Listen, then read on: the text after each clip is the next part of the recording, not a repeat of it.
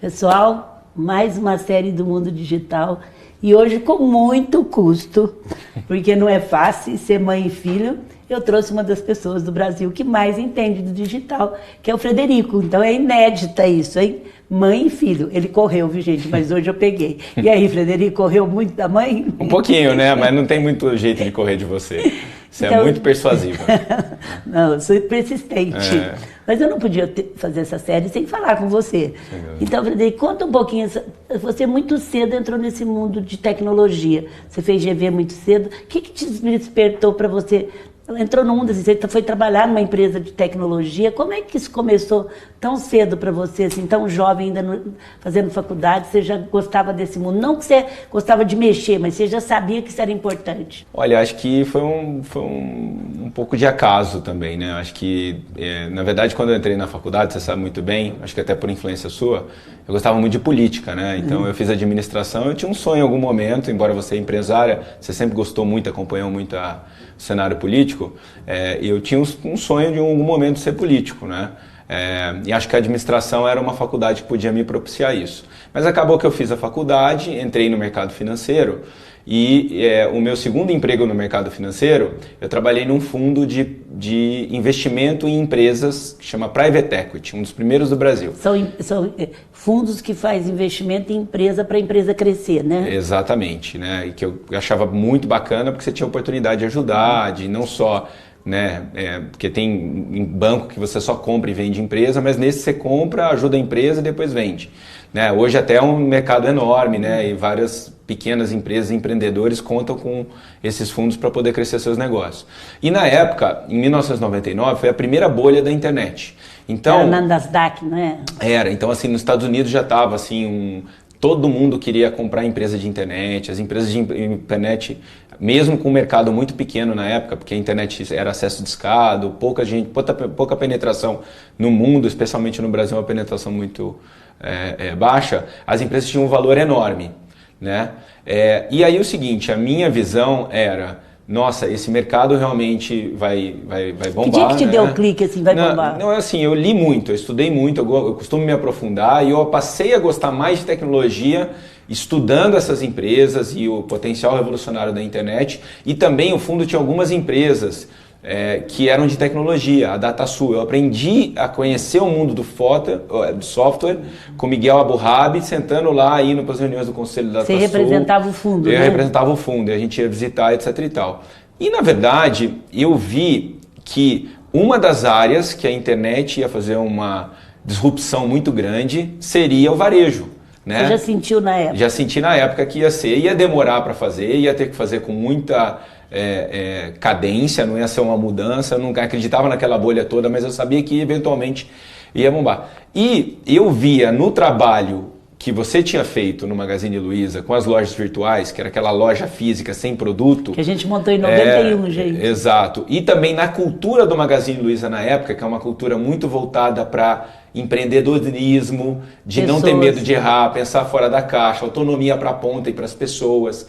Que isso era um ambiente muito legal para se experimentar esse mundo novo da revolução digital. E honesto também, eu também tinha um pouco de medo da internet prejudicar o negócio que eu amava tanto, que era um negócio que você, minha tia, toda a família Trajano, os Donato também, o Donato, o Pellegrino construiu. Então eu não queria que a empresa fosse engolida por essa revolução digital, eu queria ajudar. Né? E aí foi a primeira vez que eu tive vontade de voltar para a Magazine. E olha, não foi eu que chamei, viu, gente? Apesar, não sei como o filho acha, mas ele que um dia me ligou, a gente trocava todos os dias e os fundos queriam muito que a gente separasse naquela época as lojas virtuais para montar uma empresa na Nasdaq. Ele falava, não, isso não vai funcionar. E um dia acho que ele ficou com medo disso também separar e falou, eu estou indo para Franca para poder trabalhar no Magazine Luiza. Foi uma decisão bem sua, não foi? Foi uma decisão totalmente minha, eu liguei, eu vi muito potencial, acho que a gente já tinha aí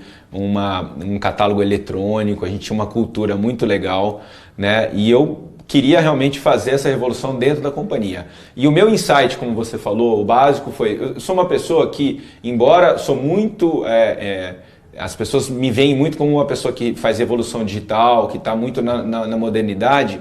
Eu tenho muito respeito ao legado e ao passado, né? E eu acho que muitos líderes acabam errando um pouco, porque na hora de construir o novo, eles matam o antigo, eles derrubam o antigo. E eu via no trabalho da tia Luísa, no seu trabalho, uma base muito bacana para construir a partir dela, né? Então, muita gente na época falava, a loja física vai acabar, a loja física não tem futuro, então vamos montar o e-commerce separado da loja física. Eu falo, não, nós vamos montar o e-commerce como um canal e nós vamos integrar esse e-commerce com a loja física. E outro, não só isso, não só a gente tem que a loja física não vai acabar, como ela vai ser um diferencial do nosso e-commerce, porque o consumidor vai poder comprar no site e tirar na loja, comprar no site e devolver na loja. Mas isso era uma coisa na época muito, todo mundo falava que tinha que separar. E você brigou a vida inteira para não separar, desde a primeira revolução, não foi?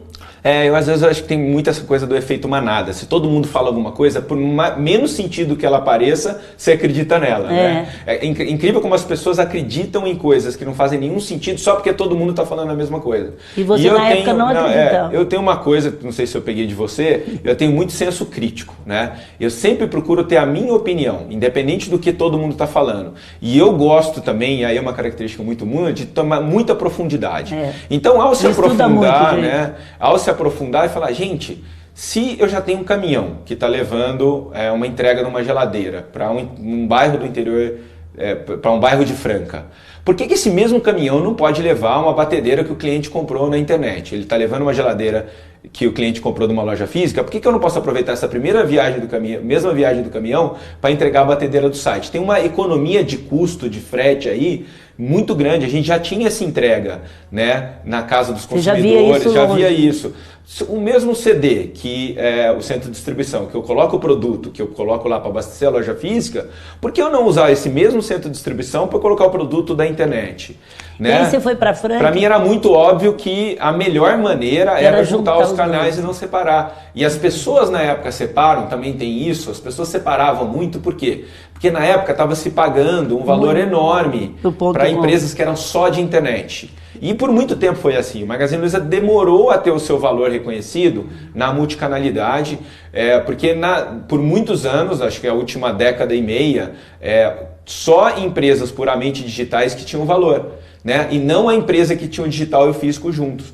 Mas a gente perseverou e para mim não fazia sentido porque o valor, ele existe se faz sentido sustentável a longo prazo. E não se você está, o que a gente fala no mercado financeiro é arbitrar. Então não, eu só vou separar para ganhar um dinheiro aqui, mesmo que no longo prazo seja uma decisão ruim da companhia. Mas aí, Frederico, entrou muito, eu devolvo muito o propósito da família também. Porque a família nunca pressionou porque as ações estavam baixas, não pressionou o Marcelo na época, quer dizer, é uma família muito voltada para que a empresa também durasse 100 anos, porque pressão é uma coisa muito pesada. Então, o que eu tenho a dizer é que o propósito é muito o eixo de uma empresa.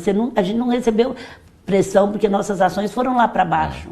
Olha, eu acho assim, quando você faz faculdade de administração, eu me lembro que o melhor exemplo de uma empresa era uma empresa não familiar, era uma empresa profissionalizada, com ações negociadas em bolsa, diluídas, né, de investidores, né, e eu aprendi, né, no Magalu, e hoje até a própria academia fala, que tem grandes diferenciais de você ter empresas com controle familiar, com visão de longo prazo. Desde que seja profissional. Desde que tenha também profissionais, né? E que a família seja profissional, né? Porque a vantagem, eu acho, que de você ter uma empresa com controle definido, familiar, é que sempre se pensa a longo prazo. Né? E enquanto que muitas vezes, quando você é uma empresa que tem que estar muito focada em dar o resultado do curto prazo, você faz coisas erradas para dar o resultado no curto prazo. Por exemplo, a minha aposta eu sabia que era de longo prazo. Não era imediatamente que ia dar certo, etc e tal. Mas como a nossa família sempre pensou no longo prazo, e sim, é profissionalizada, uma empresa que tem meta para bater, etc e tal, só é promovido quem dá resultado, etc. Essa que é a junção dessas duas coisas, de ter um controle familiar bem definido, uma gestão profissionalizada, eu acho que foi fundamental para que o nosso projeto desse certo. Agora me fala uma coisa, nunca se falou tanto em humanização na era digital. O que você tem que falar para o pessoal? Nunca se falou tanto em pessoas, as faculdades mudaram o currículo, você quer ter uma empresa humanizada, faz parte da sua meta. Por que disso? Está certo que você traz com você da mãe ou de tudo um princípio humano, Eu até sou convencida disso, mas assim, independente disso, eu percebo que você acredita que a humanização vai valer nas empresas digital. O que você tem que explicar para o pequeno também, para o médio, para o grande? Por que você acredita tanto nisso? Olha, apesar da tecnologia. Eu venho de uma escola humanista forte, né? Realmente, aqui você particularmente sempre deu uma característica de muito foco no ser humano, na pessoa, para a gestão, e você criou uma cultura de muita valorização das pessoas. E como eu respeito muito o legado, quando eu vim com a minha agenda tecnológica, né, eu queria muito que ela se casasse bem com a realidade de foco nas pessoas. E eu nunca acreditei que a tecnologia veio para substituir o ser humano. Eu sempre acreditei que a tecnologia veio para potencializar o ser humano. Tem uma palavra em inglês que eu gosto que é high-tech, high-touch, né? Que ao mesmo tempo que eu sou de alta tecnologia, eu tenho um coração grande, vamos dizer assim. Uma das coisas que eu sempre fiz questão aqui é de levar a tecnologia para o mundo físico para potencializar as pessoas. Então, por exemplo, o que a gente fez aqui? Hoje a gente tem 960 lojas. Cada uma das lojas, o gerente montou uma fanpage. Então é como se fosse a loja tivesse uma fanpage no Facebook, que é a página dela, e a gente ensinou esse gerente a fazer mídia digital. Então ele posta os vídeos, chama Maga Local, ele posta as fotos, né? A gente já fazia isso na tua época com rádio. Eu falei, por que não atualizar isso para o mundo digital? Então não é destruir o passado, é atualizar o passado. Mas assim, eu sinto também, Frederico, eu sou convidada para muita palestra agora de técnica para falar do humano, mas parece que o humano é uma diferencial nesse mundo digital também. Então, e aí, por exemplo, o Maga Local é um bom exemplo disso, porque a gente pega uma plataforma digital de rede social com pessoas postando vídeos, assim, com a característica local, a linguagem local, é humano com a tecnologia. Eu acho que hoje você não tem que ter vendedores, você tem que ter digital influencers. Todos os vendedores têm que ser digital influencers. E a gente está indo muito bem. A nossa internet... Os montadores vão na casa do cliente com o móvel na mão. Outra coisa que a gente fez. Então, assim, primeiro é para divulgar, etc. E tal. Outra coisa que a gente fez também, a gente criou um mobile vendas, tanto para o vendedor e um mobile para o montador também. O telefone, para que toda a parte que era burocrática, que demorava muito para fazer, para que pudesse ser feita muito rápido. Então hoje você vai comprar numa loja do Magazine Luiza, antigamente demorava 45 minutos para comprar. E quase tudo era burocracia. Hoje a burocracia você termina em 2 minutos, porque vende pelo celular, e o resto do tempo pode ser dedicado para o calor humano. Então eu sempre falo, transformar uma empresa de varejo tradicional com uma área digital numa empresa digital com pontos físicos e calor humano. Então para mim é uma agenda importante, eu acho que o que torna a nossa história muito bacana, inclusive comparado a outros lugares do mundo, que eu não vejo que nenhuma empresa está tentando potencializar tanto, né, o ser humano com tecnologia, ou colocando tanto calor humano na sua estratégia digital quanto a gente. Então isso é uma coisa diferente nossa. Frederico, a gente tem muitos pequenos, médios empresários, você tem um marketplace, você está investindo muito nisso. E como que você pode falar para esses pequenos e médios empresários do digital? Olha, assim, o nosso propósito é trazer o acesso de muitos, o que é privilégio de poucos. Então, eu brinco, a minha tia vendeu a primeira TV em cores para boa parte das casas do interior de São Paulo. Você, na tua geração, vendeu, dentre outros produtos, a primeira lavadora automática. E agora a gente está vendendo o primeiro produto conectado e a gente está também ajudando empresas a se conectarem. Então, nesse trazer acesso muito, que é privilégio de poucos agora, a gente está focando muito em inclusão digital. E dentro do contexto de inclusão digital, a gente que durante 62 anos conquistou 17 milhões de anos sozinho, né? A gente conseguiu fazer uma transformação digital. Magalu hoje saiu de uma empresa tradicional para uma empresa digital. A gente quer fazer isso agora com milhares de pequenas e médias empresas. Explica, trazendo o pessoal para o que eu acho assim, para nossa plataforma. Todo negócio pode e deve ser digital. Então, os empreendedores não só não devem temer, como assim como eu lá em 2000, tem que ter coragem de, continuar físico, não vai morrer o físico. O físico com o digital, juntar, é multicanal, né? O varejo é multicanal. Então, loja física tem que poder montar seu e-commerce, o catálogo que está lá na lojinha tem que estar numa plataforma para poder ser vendida também. Eu trouxe muitas pessoas que falaram que está vendendo muito no Instagram, nas redes sociais. A gente está fazendo e construindo um monte de sistema e, inclusive, os que a gente já tem, a gente está disponibilizando ele para os pequenos e médios empreendedores,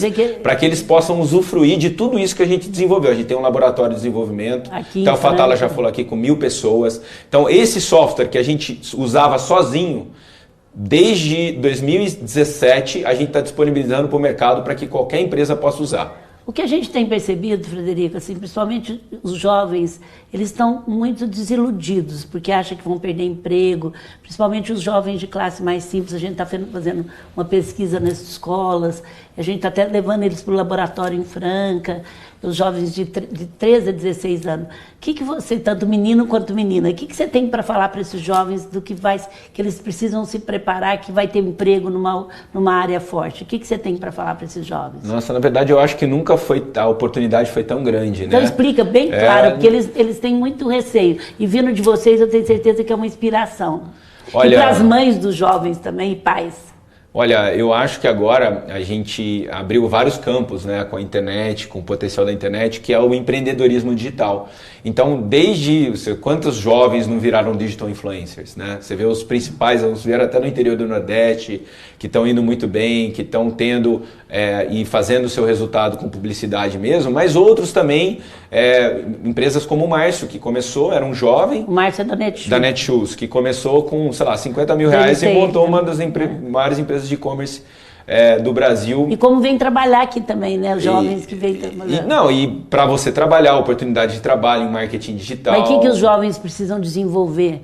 Assim como você foi estudar, aprofundar, o que você acha que os jovens... Eu costumo dizer que hoje o conhecimento está disponível para todo mundo na internet. Cursos de graça de MIT, de Harvard, livros que estão lá disponíveis, resumo de livros. Então, eu acho que o principal, eu tenho um livro que eu gosto muito, que eu indico a todo mundo, chama Mindset. E nele ele fala... Tem em português?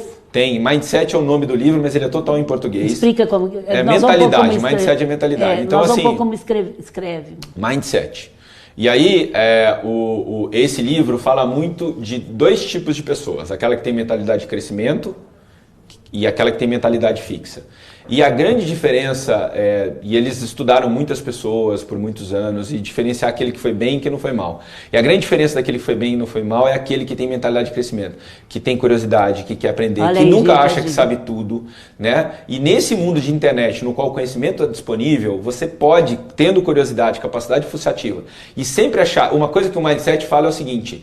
Você vai se surpreender como você consegue desenvolver competências que você acha que você não tinha. Ah, que legal. Então, gente que consegue desenhar que não sabia desenhar, gente que consegue mexer com tecnologia que não sabia.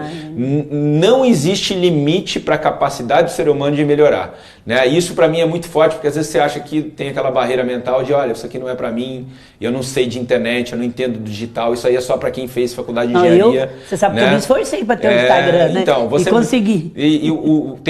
Teu caso é um caso legal. O Jack Ma, que é um dos maiores empresários chineses, que tem uma empresa de 1 trilhão de faturamento, ele era um professor de inglês, que ajudava a traduzir e fazia, sabe, que era meio tipo guia turístico na cidade dele, e criou uma das principais. Ele não fez faculdade de tecnologia, não fez matemática, não fez nada. Ele realmente, com muita crença, sonho grande, capacidade de aprender, ele desenvolveu uma das maiores empresas do mundo. Então, assim como o seu exemplo dele, tem vários exemplos de pessoas que tiveram essa capacidade associativa, essa mentalidade de crescimento, se dão bem. Ah, legal, Frederico. Olha, vou fazer uma última pergunta, não sei nem se você vai responder, viu, gente? Mas como é que ter mãe executiva que manda, que está junto, que implica, que ajuda com o filho? Porque normalmente é pai, você ainda teve que engolir mãe. Como é que é, hein?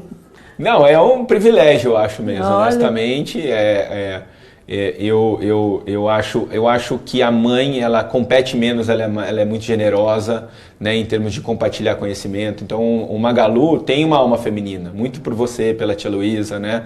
E eu vejo como ela não competiu com você quando você entrou e como você também não competiu comigo quando você entrou. Pelo contrário, vocês são de abundância, de transmitir conhecimento, né? Sempre, obviamente, muito voltadas para a empresa, né? A empresa tem que estar bem, senão a coisa não faz. Então, para mim é um privilégio, assim, tem assim as suas peculiaridades, como sempre, né? A gente tem a relação pessoal além da profissional, mas eu tô muito feliz onde eu tô e tenho um orgulho e uma honra muito grande de estar sucedendo duas grandes mulheres. Muito obrigada. E eu também estou muito feliz de ser mãe dele, viu, gente? Obrigado. Muito obrigada. Obrigado. Me emocionei.